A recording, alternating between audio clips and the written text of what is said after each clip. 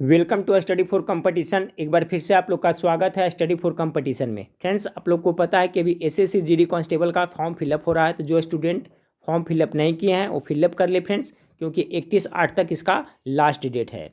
और फ्रेंड्स देखिए, SSC GD constable की तैयारी के प्रति अभी से आप लोग समर्पित हो जाएं तो आपका रिजल्ट पक्का होगा। इसमें टोटल 100 प्रश्न पूछे जाते हैं, जिसमें 25 प्रश्न आपका रीजनिंग से, 25 प्रश्न आपका मैथमेटिक्स से, 25 प्रश्न आपका सामान्य जानकारी से और 25 प्रश्न आपका हिंदी या अंग्रेजी से, दो में से एक में से देना रहता है। ठीक फ्रेंड्स, तो इस वीडियो में मैं आपको फ्रेंड्स प्रीवियस ईयर्स में किस तरह से सामान्य जानकारी से 25 प्रश्न पूछे गए थे और सामान्य हिंदी से 25 प्रश्न कैसे पूछे थे उसका सॉल्यूशन मैं बता रहा हूँ। इससे आपको काफ़ी हद तक आइडिया होगा फ्रेंड्स, और उसी हिसाब से आपको तैयारी करना है। ठीक है, तो ये सभी प्रीवियस ईयर्स का क्वेश्चन है और हो सकता है इसमें से कुछ प्रश्न आपका रिपीट हो फ्रेंड्स, इसलिए वीडियो को जरूर देखिएगा। चैनल पर पहली बार विजिट कर रहे हैं तो चैनल को सब्सक्राइब कर बेल आइकन को दबा दीजिएगा। तो चलिए फ्रेंड्स, सामान्य जानकारी से देख लेते हैं। तो 26 नंबर सवाल से देखेंगे कि निम्नलिखित में से कौन सा त्यौहार विष्णु के वामन अवतार से जुड़ा हुआ है।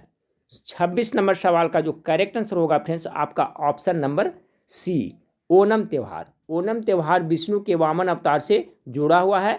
ओणम केरल का एक प्रमुख त्यौहार है फ्रेंड्स, और यह उत्सव है जो केरल के एकमात्र वामन मंदिर से प्रारंभ होता है। ठीक है, तो इसका correct answer option number C हो जाएगा। दूसरा सवाल जो पूछा गया था फ्रेंड्स आपका सामान्य जानकारी से कि फरवरी 2019 से नीति आयोग के वर्तमान अध्यक्ष कौन है। ठीक है, फरवरी 2019 से नीति आयोग के वर्तमान अध्यक्ष कौन है। तो 27 नंबर सवाल का फ्रेंड्स इसका जो करेक्ट आंसर हो जाएगा फ्रेंड्स राजीव कुमार है। ठीक है, नीति आयोग का जो अध्यक्ष है जो कौन है, राजीव कुमार है, फरवरी 2019 से।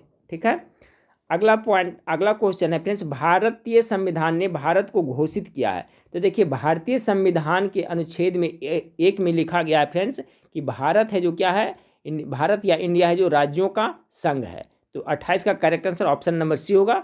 और अनुच्छेद भी आप लोग याद रखिएगा, कौन सा अनुच्छेद में कहा गया है भारत है जो राज्यों का संघ है, तो अनुच्छेद 1 में। तो ऑप्शन नंबर सी इसका करेक्ट आंसर होगा। क्या क्वेश्चन पूछा गया था कि भारतीय संविधान ने भारत को घोषित किया है, तो राज्यों का संघ, और कौन सा अनुच्छेद में आपका ये वर्णित है, तो अनुच्छेद 1 में। 29 नंबर सवाल है कि निम्न में से कौन सा जल निकासी प्रणाली के पैटर्न का निर्धारक नहीं है। 29 नंबर सवाल का जो करेक्ट आंसर है फ्रेंड्स आपका ऑप्शन नंबर सी, चट्टान की संरचना। ठीक है, कह रहा है जल निकासी प्रणाली के पैटर्न का निर्धारक नहीं है, तो चट्टान की संरचना है जो नहीं है। बाकी क्षेत्र की जलवायु परिस्थिति, जल निकासी प्रणाली का स्रोत, भूमि की ढलान, ये सभी है। चट्टान की संरचना क्या है, नहीं है जल निकासी प्रणाली का पैटर्न। 30 नंबर सवाल देखिए, सूफी परंपरा के संदर्भ में शब्द खनकाह का अर्थ क्या होता है। 30 का जो करेक्ट आंसर होगा फ्रेंड्स ऑप्शन नंबर सी, मठ होता है। ठीक है, सूफी परंपरा के संदर्भ में खनकाह का अर्थ मठ होता है। अगला क्वेश्चन देखिए, पूछा गया था आपका फ्रेंड्स कि परमाणु संलयन के बारे में निम्नलिखित में से कौन सा कथन सही नहीं है। 31 नंबर सवाल का।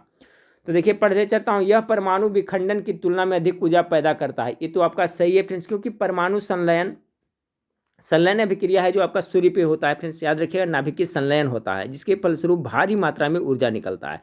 तो पहला विकल्प तो आपका सही है। इस प्रक्रिया का उपयोग परमाणु बम बनाने के लिए किया जाता है, ये बिल्कुल 100% गलत है, क्योंकि परमाणु बम बनाने के लिए नाभिकीय विखंडन प्रक्रिया को अपनाया जाता है, ना कि संलयन प्रक्रिया को। तो ये गलत है। ठीक है, तो आंसर आपका यही हो जाएगा, 31 का करेक्ट आंसर बी हो जाएगा। बाकी इस प्रक्रिया के माध्यम से विद्युत उत्पादन परमाणु विखंडन की तुलना में व्यावसायिक रूप से कम व्यवहार है, बिल्कुल सही है। यह तारों में ऊर्जा का स्रोत है, अभी मैंने बताया था सूर्य क्या है, सूर्य एक तारा है और तारे में ऊर्जा का स्रोत है नाभिकीय संलयन है।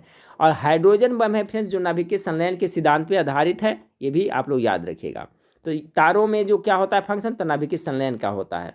अब देखिए 32 नंबर सवाल में, निम्नलिखित में से कौन सी जोड़ी सही ढंग से मेल नहीं खाती है। कौन सा जोड़ी है जो सही ढंग से मेल नहीं खाती है, 32 नंबर सवाल। तो 32 नंबर सल्फ्यूरिक एसिड क्या करा, मैग्नीशियम हाइड्रोक्साइड, मैग्नीशियम हाइड्रोक्साइड है जो फ्रेंड्स आपका क्या करा है आपका कि इसका सूत्र दिया हुआ है। ठीक है, तो मैग्नीशियम हाइड्रोक्साइड इसका जो आपका गलत हो जाएगा, यही जोड़ी आपका नहीं खाता, इसलिए ऑप्शन नंबर ए इसका करेक्ट आंसर होगा। क्योंकि मैग्नीशियम हाइड्रोक्साइड का जो आपका फार्मूला होता है फ्रेंड्स क्या होता है, तो देखिए होता है उसका Mg। ठीक है, और इस तरह से OH के होल 2 होता है। ठीक है, मैग्नीशियम ऑक्साइड का, ना कि OH2 होता है, MgOH का होल 2 होता है। ठीक है, इस तरह से होता है फ्रेंड्स, तो याद रखिएगा। तो आप लोग ये याद रखिएगा मैग्नीशियम ऑक्साइड का रासायनिक सूत्र क्या होता है, तो Mg और OH का क्या होता है, होल 2 होता है। ठीक है, यहाँ पर तो बाकी ए आपका सुमेलित नहीं से करेक्ट आंसर। बाकी सल्फ्यूरिक एसिड का H2SO4 होता है, अमोनियम हाइड्रोक्साइड के NH4OH होता है, नाइट्रिक एसिड का HNO3 होता है। ये सभी याद कर लीजिएगा, ये सब सुमेलित है। 33 नंबर सवाल को देखिए। 33 नंबर सवाल में पूछा गया था आपका कि निम्नलिखित में से कौन सा मनी ट्रांसफर सिस्टम 24x7x365 रुपये के हस्तांतरण की अनुमति देता है। ठीक है, 33 नंबर सवाल का करेक्ट आंसर ऑप्शन नंबर होगा फ्रेंड्स IMPS।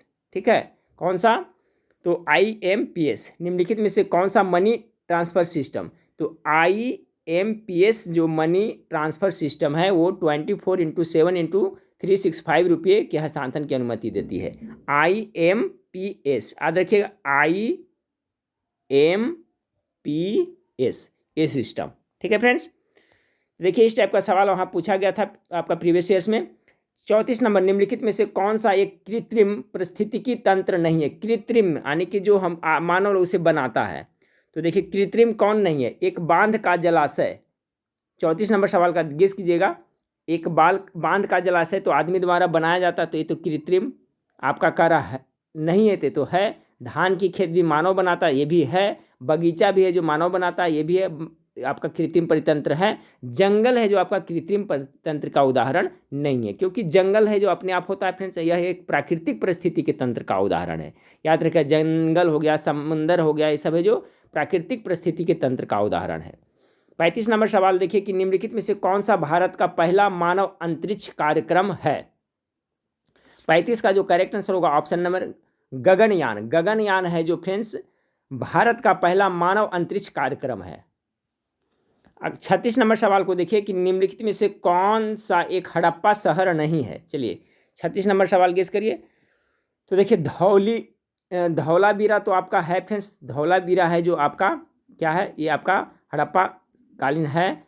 सुप्ता गेंडोर भी है आपका, लोथल गुजरात में पड़ता है, ये भी है। मेहरगढ़ है जो फ्रेंड्स आपका हड़प्पा शहर नहीं है, मेहरगढ़ है जो बलूचिस्तान पाकिस्तान में स्थित है, जहाँ नवपाषाण युगीन अवशेष मिले थे। ये मेहरगढ़ है जो आपका हड़प्पा कालीन शहर नहीं है। बाकी लोथल और धौलावीरा और सुप्ता गेंडोर है जो आपका हड़प्पा कालीन शहर है।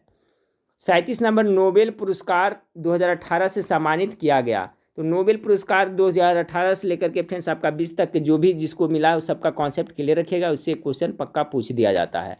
तो 37 नंबर सवाल का करेक्ट आंसर क्या होगा, ऑप्शन नंबर होगा नादिया मुराद को दिया गया। ठीक है, नोबेल शांति पुरस्कार 2018 से सम्मानित किया गया, तो आपका नादिया मुराद को नोबेल शांति पुरस्कार 2018 से सम्मानित किया गया, याद रखिएगा। अगला है फ्रेंड्स 38, किस भारतीय क्रिकेटर ने 2018 के अंत तक MRF tyres ICC test player ranking में शीर्ष स्थान प्राप्त किया। 18 के कह रहा है फ्रेंड्स, क्योंकि प्रीवियस ईयर्स का है। तो 38 का करेक्ट आंसर विराट कोहली उस समय चल रहे थे फॉर्म में, ऑप्शन नंबर इसका करेक्ट आंसर होगा। 39 नंबर सवाल में पूछा गया निम्नलिखित में से क्या नीले लिटमस को लाल कर देता है। चलिए 39 नंबर सवाल का हो जाएगा फ्रेंड्स सिरका। सिरका है जो नीले लिटमस को लाल कर देता है। सिरका में कौन सा अम्ल पाया जाता है, तो एसिटिक अम्ल पाया जाता है, ये भी आप लोग याद रखिएगा। तो नीले लिटमस को लाल कौन कर देता है, तो सिरका। सिरका में कौन सा अम्ल पाया जाता है फ्रेंड्स, तो ये आपका एसिटिक अम्ल पाया जाता है, ये भी आपका याद रखेगा। अगर सिरका का pH मान देखा जाए फ्रेंड्स, तो pH मान कितना होता है लगभग, तो इसका 2.4 से लेकर के 3.4 तक होता है। ठीक है, सिरका का जो pH मान होता है।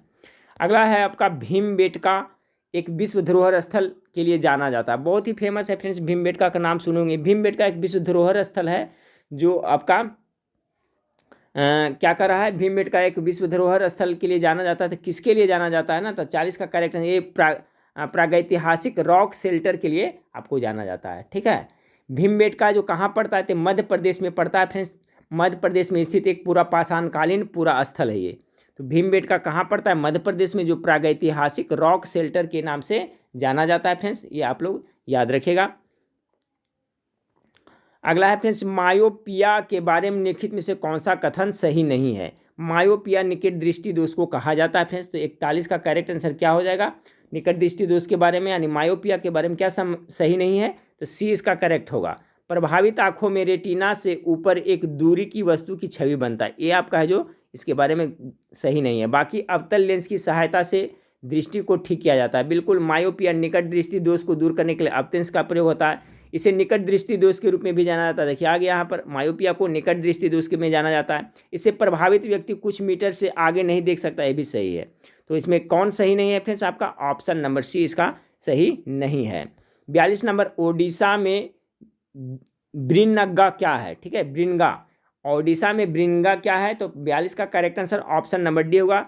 स्लैश एंड बर्न कृषि का एक स्थानीय नाम है। ओडिशा में ब्रिंगा क्या है? तो स्लैश एंड बर्न कृषि का एक स्थानीय नाम है। 42 का डी करेक्ट आंसर होगा। 43 नंबर सवाल देखिए फ्रेंड्स, पूछा गया था निम्नलिखित में से किस विकल्प को भारत में लोकतंत्र का तीसरा स्तर भी कहा जाता है?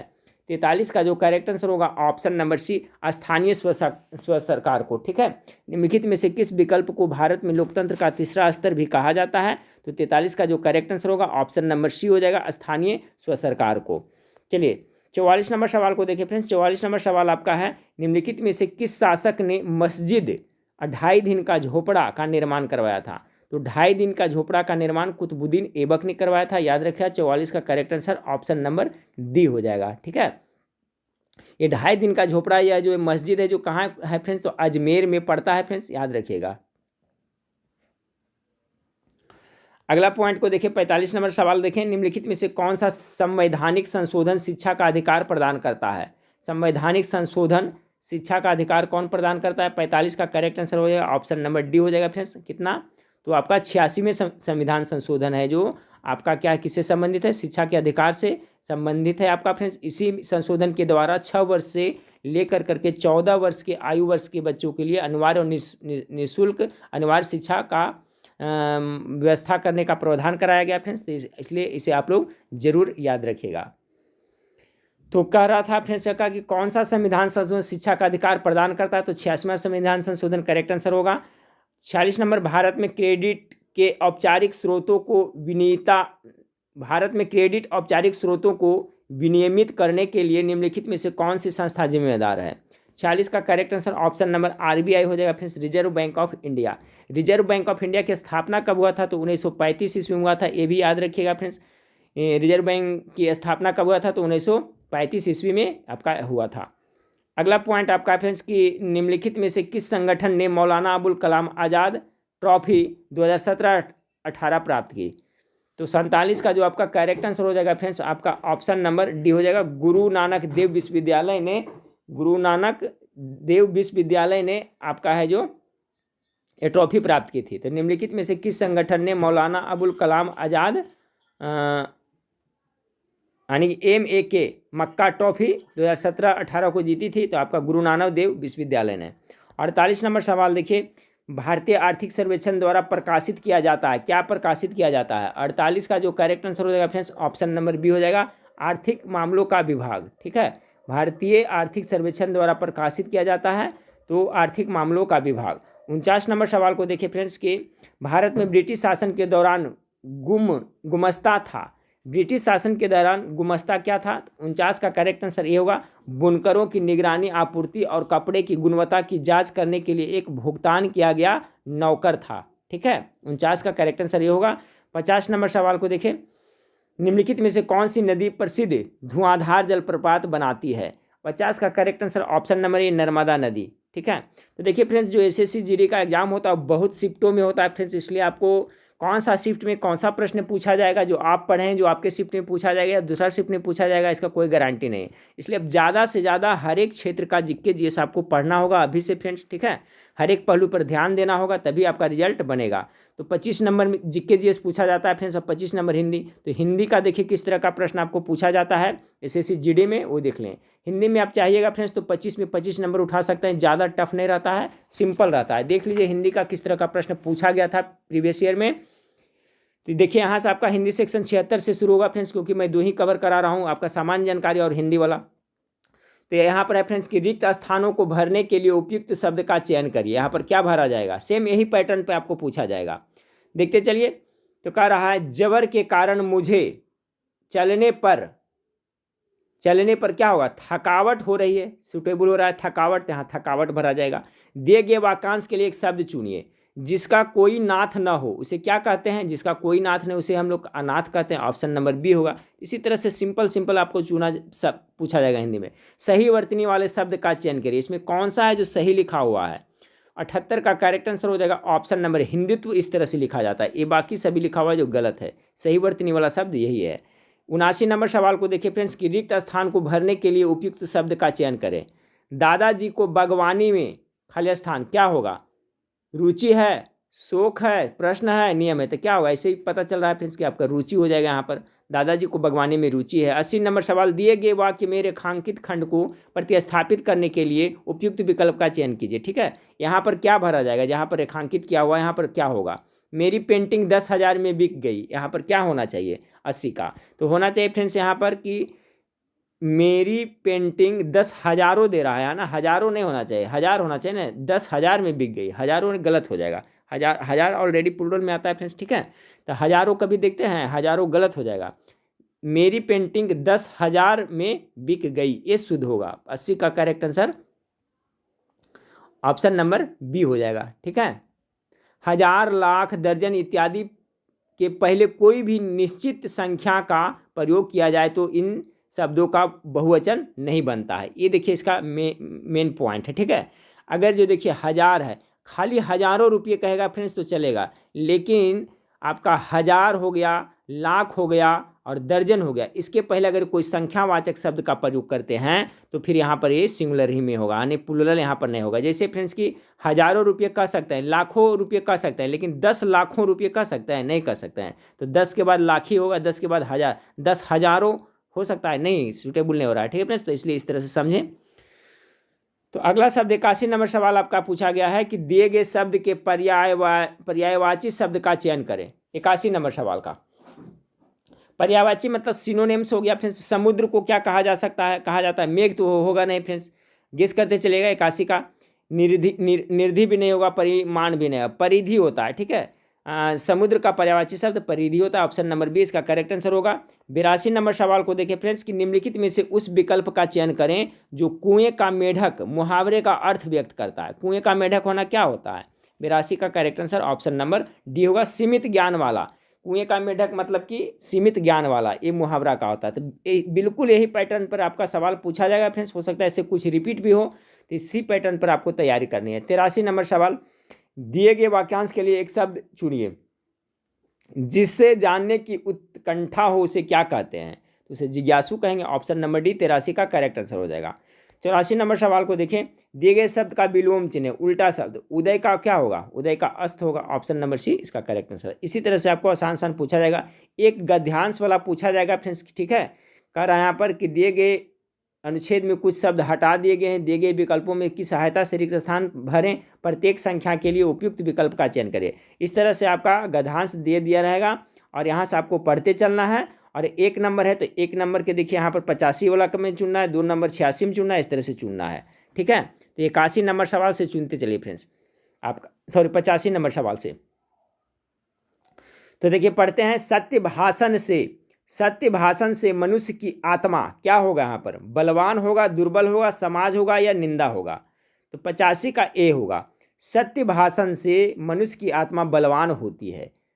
उसके बाद में है उसके मन को सुख और क्या, उसके मन को सुख और क्या, शांति होगा, सुख और शांति, बी यहाँ भराएगा, शांति यहाँ पे होगा फ्रेंड्स, सुख और शांति प्राप्त होती है। सत्यवादी को कभी यह भय नहीं रहता कि उसकी खुल गई तो क्या होगा, यहाँ पर क्या भराएगा।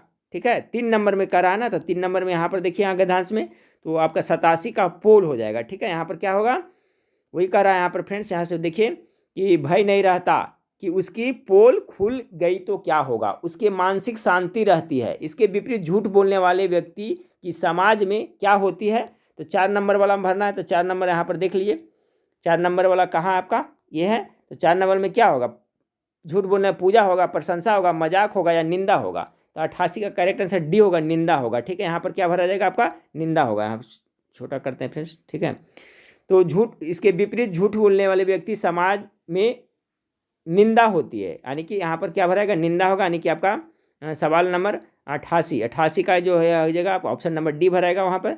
अब बच गया फ्रेंड्स आपका 89 होती है। असत्यवादी व्यक्ति अपने स्वभाव के कारण कभी क्या होता है, कभी सत्य नहीं बोल पाता है। ठीक है, जो असत्यवादी है उसका स्वभाव के कारण है वो कभी सत्य नहीं बोलेगा, उसको लत लगे रहेगी झूठ बोलने की, झूठ बोलेगा ही। तो अब यहाँ पर कॉन्सेप्ट क्लियर हो गया फ्रेंड्स, पुनः देख लीजिए। इसी तरह से आपको वहाँ पर रहेगा गद्यांश और एक में यहाँ पर क्या भरेगा, तो 85 से 86 से इसी तरह से सब दिया हुआ है नंबरिंग, इसी तरह से आपको भरना है। पुनः एक बार देख लीजिए फ्रेंड्स, पढ़ते चलता हूँ।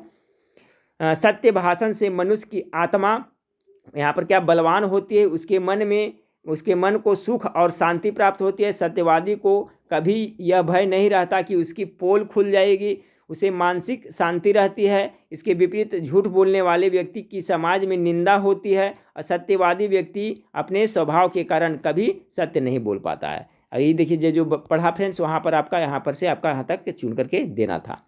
अब देखिए फ्रेंड्स आपका आ गया आपका 89 से, देखिए 89 तक तो हो गया था फ्रेंड्स। ठीक है, क्योंकि 5 था ना गद्यांश, यहाँ तक था 89 तक। 90 से रिक्त स्थान को भरने के लिए उपयुक्त शब्द का चयन करें।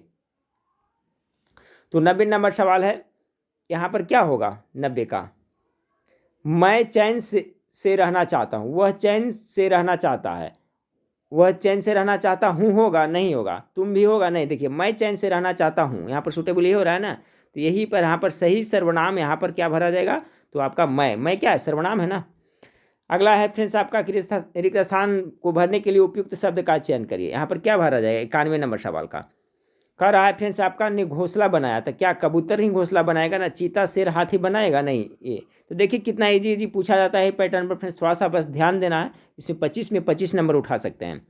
92 नंबर, निम्नलिखित में से उस विकल्प का चयन करो जो तलवार सिर पर लटके रहना मुहावरे का अर्थ व्यक्त करता है। यानी मुहावरा देखिए पूछा गया है, तलवार सिर पर लटके रहना मुहावरे का अर्थ क्या हुआ। 92 का correct answer option number A, भयंकर खतरा बने रहना, 92 का ए हो जाएगा। 93 नंबर सवाल को देखिए फ्रेंड्स कि दिए गए वाक्यांश का वह भाग ज्ञात करें जिसमें कोई त्रुटि है। 93 का कहाँ पर त्रुटि है, वास्तव में ईश्वर ने सभी को स्वतंत्रता उत्पन्न किया है, तो इसे पता चल रहा है फ्रेंड्स कहाँ पर आपका गलत है, जो स्वतंत्रता उत्पन्न किया यही तो आपका गलत है। ठीक है, इस प्रश्न में गलत शब्द क्या है, स्वतंत्रता का प्रयोग किया गया है। ठीक है, तो यहाँ पर क्या होना चाहिए, स्वतंत्र होना चाहिए। ठीक है, कि वास्तव में ईश्वर ने सभी को स्वतंत्र उत्पन्न किया है, स्वतंत्रता उत्पन्न किया, गलत हो जाएगा। देखिए इस तरह से क्वेश्चन पूछा जाता है। दिए गए वाक्य का वह भाग ज्ञात करें जिसमें कोई त्रुटि है। वृक्ष पूजन का हमारे जीवन का विशेष स्थान नहीं रहा, 94 नंबर।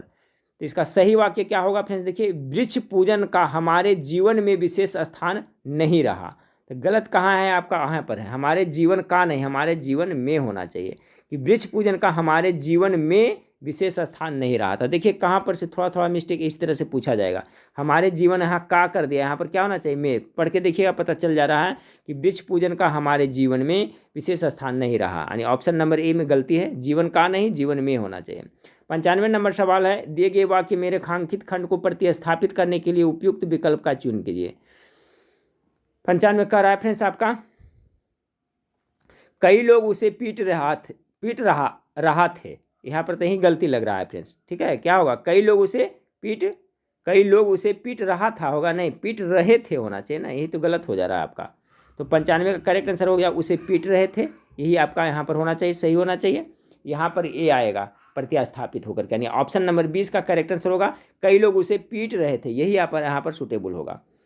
दिए गए शब्द के विलोम चुने, विलोम शब्द परोक्ष का विलोम क्या होगा 96 का, तो इसका कारण होगा प्रत्यक्ष हो जाएगा, परोक्ष का क्या होगा प्रत्यक्ष हो जाएगा।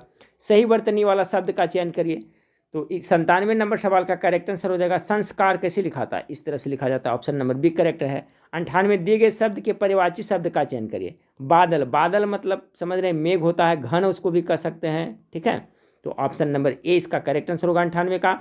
99 नंबर सवाल आपका क्या कर रहा है फ्रेंड्स, दिए गए वाक्य का वह भाग ज्ञात करें जिसमें कोई त्रुटि है।